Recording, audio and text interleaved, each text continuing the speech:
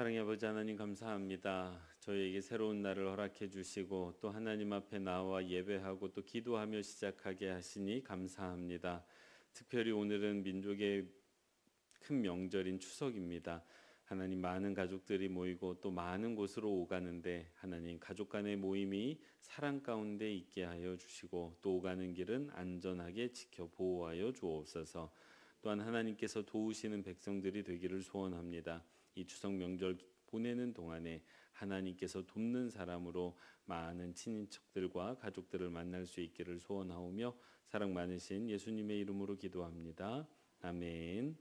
찬송가 527장 함께 찬양하시겠습니다.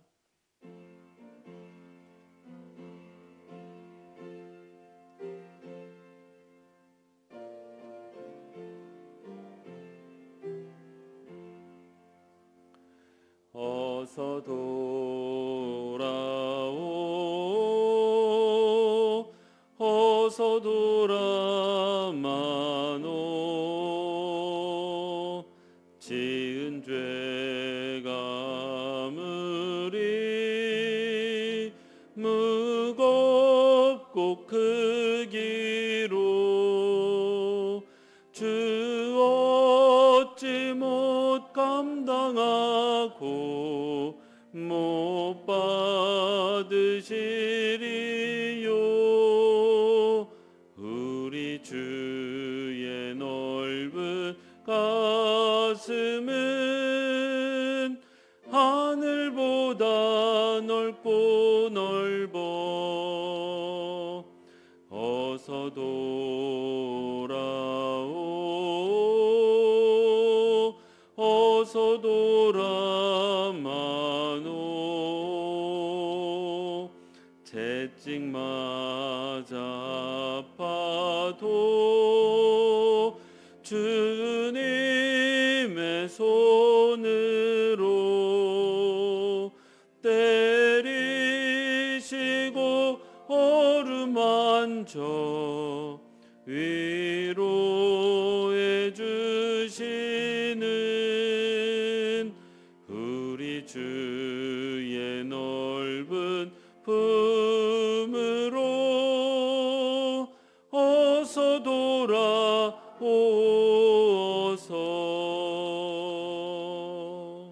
아멘. 오늘 함께 살필 하나님의 말씀은 역대하 18장 28절에서 19장 11절의 말씀입니다. 한 절씩 교독하시고 마지막 절은 합독하겠습니다. 이스라엘 왕과 유다 왕 여호사밧이 길랄 라못으로 올라가니라. 이스라엘 왕이 여호사밧에게 이르되 나는 변장하고 전쟁터로 들어가려 하노니 당신은 왕복을 입으소서 하고 이스라엘 왕이 변장하고 둘이 전쟁터로 들어가니라. 아랍 왕이 그의 병거 지관들에게 이미 명령하여 이르기를 너희는 작은 자나 큰 자나 더불어 싸우지 말고 오직 이스라엘 왕하고만 싸우라 한지라. 병거의 지휘관들이 여호사밧을 보고 이르되 이가 이스라엘 왕이라 하고 돌아서서 그와 싸우려 한즉 여호사밧이 소리를 지르매 여호와께서 그를 도우시며 하나님이 그들을 감동시키사 그를 떠나가게 하신지라. 병거의 지관들이 그가 이스라엘 왕이 아님을 보고 추격을 그치고 돌아갔더라. 한 사람이 무심코 활을 당겨 이스라엘 왕의 갑옷 솔기를 쏜지라. 왕이 그의 병거 모는 자에게 이르되 내가 부상하였으니 내 손을 돌려 나를 진중에서 나가게 하라 하였으나 이날의 전쟁이 맹렬하였으므로 이스라엘 왕이 병거에서 겨우 지탱하여 저녁 때까지 아랍삼을 막다가 해가 질 쯤에 죽었더라. 유다 왕 여호사밧이 평안히 예루살렘에 돌아와서 그의 궁으로 들어가니라. 하나니의 아들 선견자 예후가 나가서 여호사밧 왕을 맞아 이르되 왕이 악한 자를 돕고 여호와를 미워하는 자들을 사랑하는 것이 옳으니이까 그러므로 여호와께로부터 진노하심이 왕에게 임하리이다. 그러나 왕에게 선한 일도 있으니 이는 왕이 아세라 목상들을 이 땅에서 없애고 마음을 기울여 하나님을 찾음이니이다 하였더라. 여호사밧이 예루살렘에 살더니 다시 나가서 브에살바에서부터 에브라임 산지까지 민간을 두루 다니며 그들을 그들의 조상들의 하나님 여호와께로 돌아가게 하고 또 유다 온 나라에 견고한 성읍에 재판관을 세우되 성읍마다 있게 하고 재판관들에게 이르되 너희가 재판하는 것이 사람을 위하여 할 것인지 여호와를 위하여 할 것인지를 잘 살피라. 너희가 재판할 때에 여호와께서 너희와 함께 하심이니라. 그런즉 너희는 여호와를 두려워하는 마음으로 삼가 행하라. 우리의 하나님 여호와께서는 불의함도 없으시고 치우침도 없으시고 뇌물을 받는 일도 없으시니라 하니라. 여호사밧이 또 예루살렘에서 레위 사람들과 제사장들과 이스라엘 족장들 중에서 사람을 세워 여호와께 속한 일과 예루살렘의 주물의 모든 송사를 재판하게 하고 그들에게 명령하여 이르되 너희는 진실과 성심을 다하여 여호와를 경외하라. 어떤 성읍에 사는 너희 형제가 혹 피를 흘림이나 혹 율법이나 계명이나 율례나 규례로 말미암아 너희에게 와서 송사하거든 어떤 송사든지 그들에게 경고하여 여호와께 죄를 범하지 않게 하여 너희와 너희 형제에게 진노하심이 임하지 말게 하라. 너희가 이렇게 행하면 죄가 없으리라.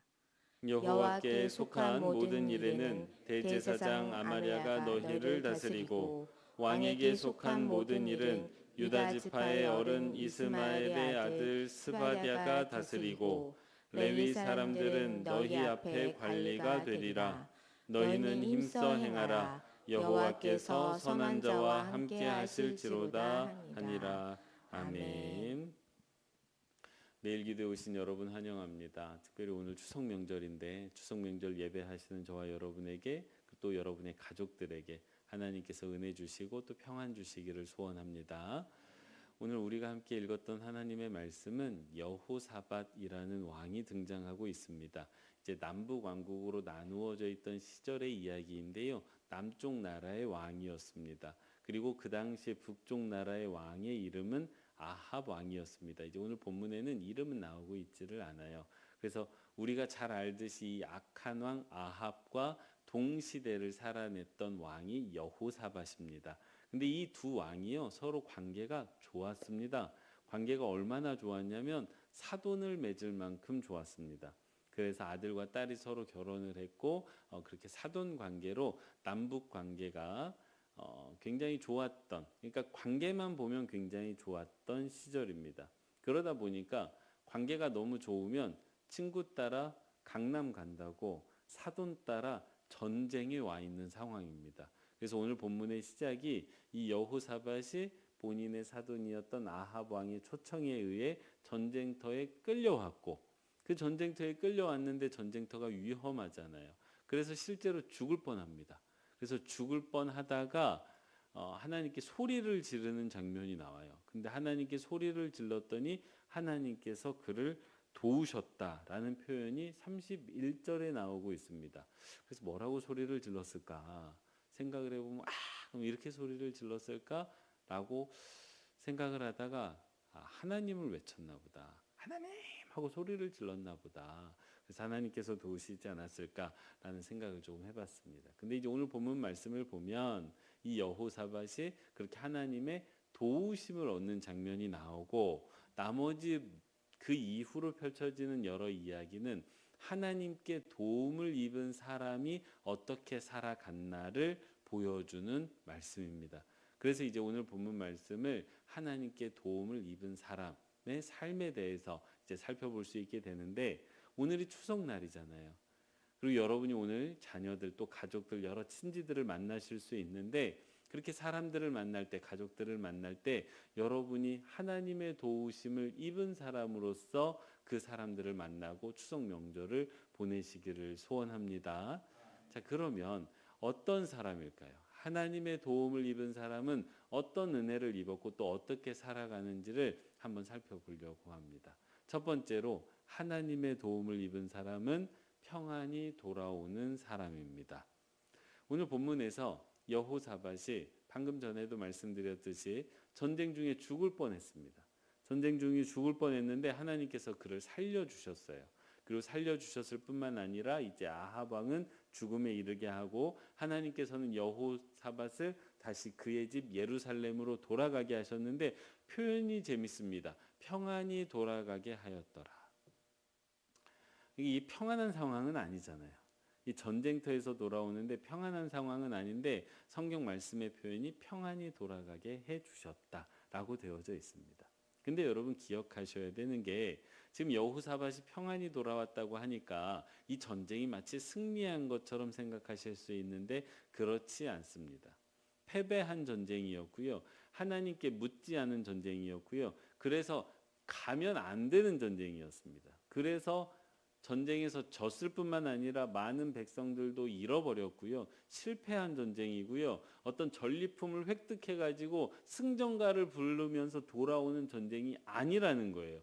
패잔병으로 돌아오는 전쟁이라는 것입니다. 그런데도 하나님께서는 돌아오는 것 자체가 은혜라고 이야기를 하고 계세요. 이유가 뭐냐 하면요. 전쟁에서 돌아오는 병사는, 전쟁에서 돌아오는 사람은 그 전쟁이 승리했냐 패배했냐가 전혀 중요하지 않습니다. 전쟁에 나간 사람은 그냥 돌아오는 것 자체가 은혜지요. 여러분 요즘 러시아 우크라이나가 전쟁을 벌이고 있고 이스라엘 가자 지구에서 전쟁이 벌어지고 있습니다. 근데 가끔 뉴스를 보면 참 참혹하기 그지없어요. 근데 거기에 나갔던 우리 가족이 돌아온다고 생각해 보면 그게 그렇게 기쁠 수가 없습니다. 그래서 실제로 어떤 영상들을 보면 전쟁터에 나갔던 아버지가 또는 아들이 돌아오는 걸 가족들이 맞는 영상이 있어요. 그거 한번 보십시오. 얼마나 기뻐하는지 몰라요. 그 전쟁이 승리했냐, 그 전쟁이 패배했느냐는 하나도 중요하지 않습니다. 사랑하는 사람이 돌아오는 것 자체가 하나님의 도우심이고 은혜인 줄로 믿으시기 바랍니다. 그런데요, 오늘 우리에게 돌아오는 가족들이 있잖아요. 돌아오는 가족들이 있습니다. 근데 그들이 살아가는 형편이 전쟁터처럼 참혹하지는 않지만 이 세상이 꼭 전쟁터처럼 치열하기는 합니다. 그래서 전쟁터처럼 목숨을 잃는 경우는 거의 없지만 마음이 상처를 받고 마음이 상실을 하고 마음이 낙심하는 경우는 비일비재합니다. 전쟁터에서 부상을 입듯이 우리는 세상에서 부상을 입죠. 그 가족들이 돌아옵니다. 돌아오는 것 자체가 은혜인 줄로 믿으시기 바랍니다. 그 가족들이 여전히 힘을 가지고 살아가고 있는 것 자체가 은혜라는 것을 꼭 기억하시기 바랍니다. 전쟁터에서 돌아오는 병사에게 승리는 중요하지 않습니다. 패배는 중요하지 않아요. 오늘 여호사밧은 분명히 진 전쟁입니다. 패배한 사람이에요. 하지만 하나님께서는 평안이 돌아왔다라고 말씀하고 계십니다.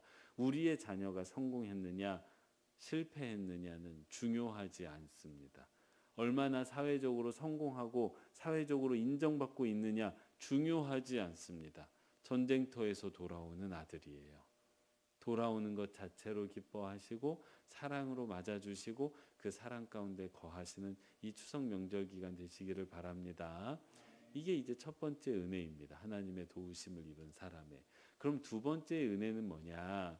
오늘 2절 말씀, 3절 말씀을 보면 예후라는 사람이 나와서 그렇게 돌아온 여호사밧에게 왕이 무엇을 잘못했는지, 잘못한 건 딱 하나예요. 사람을 잘못 사귀었습니다. 사돈을 잘못 만난 거예요. 그래서 사실 이 사돈 하나 잘못 만나가지고 북왕국도 크게 고생했지만 남왕국도 이제 아사랴라는 이제 여왕이 등장을 하면서 큰 고생을 하게 됩니다. 실제로 이 아합의 딸이 이 남왕국도 이렇게 많이 어지럽히는 일이 발생을 하거든요. 여튼 사돈 잘못 만난 게 잘못이다라는 이야기를 2절에서 지적을 합니다.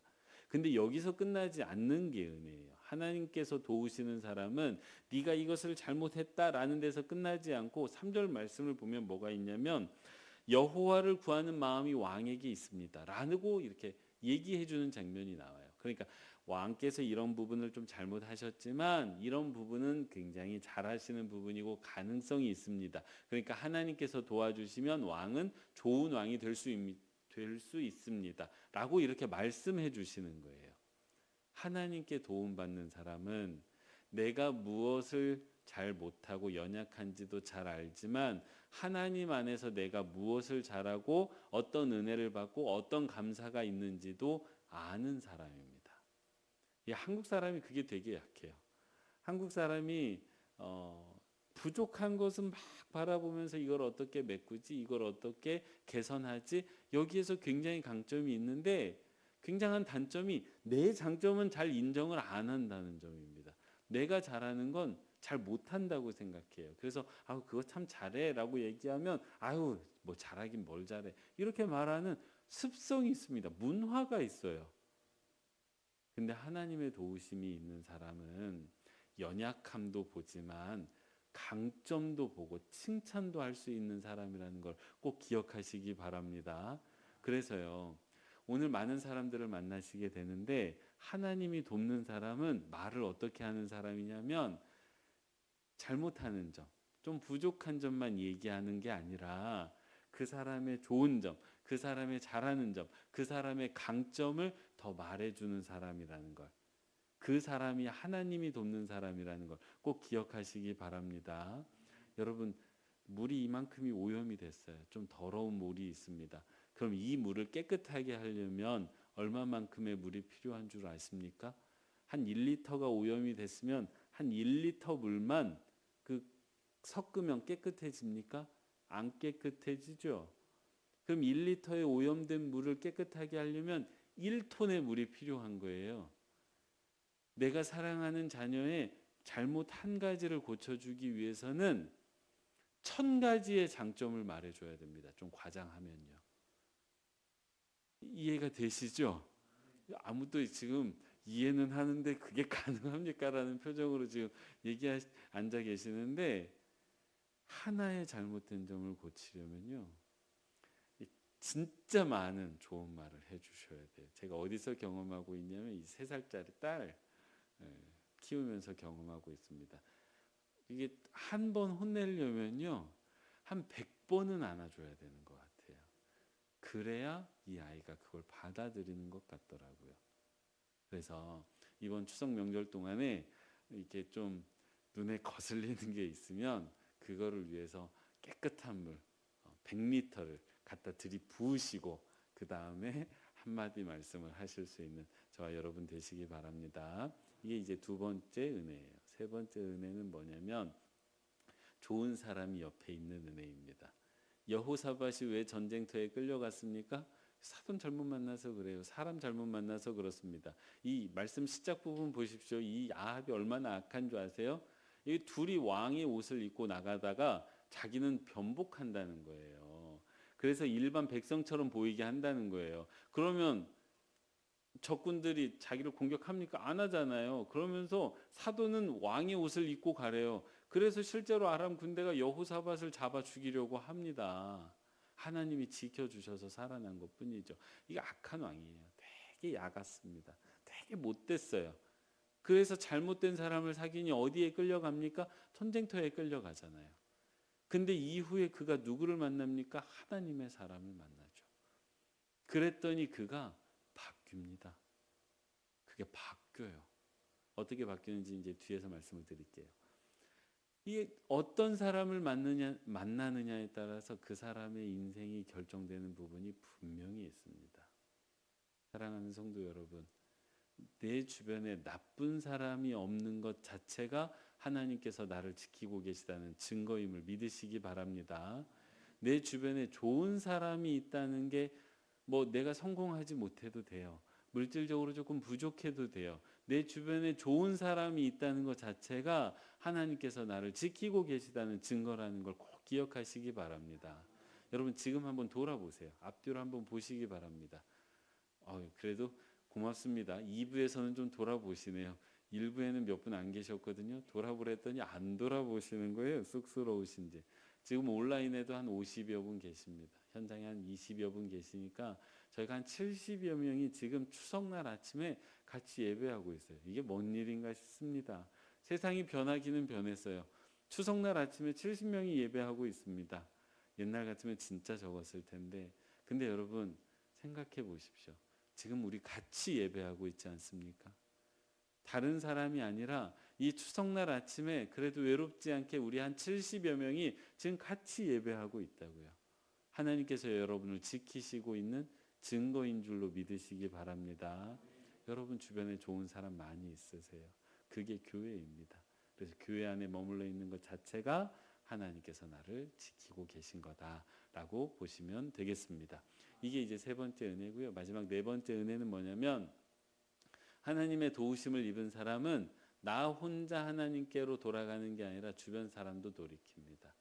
오늘 5절 6절 4절 5절 6절 말씀을 보면 예후가 백성들을 두루 돌아다녔다라고 되어져 있어요. 백성들이 사는 지역을 두루 살폈다라고 표현이 되어져 있습니다. 여러분 이거 참 은혜로운 장면이에요.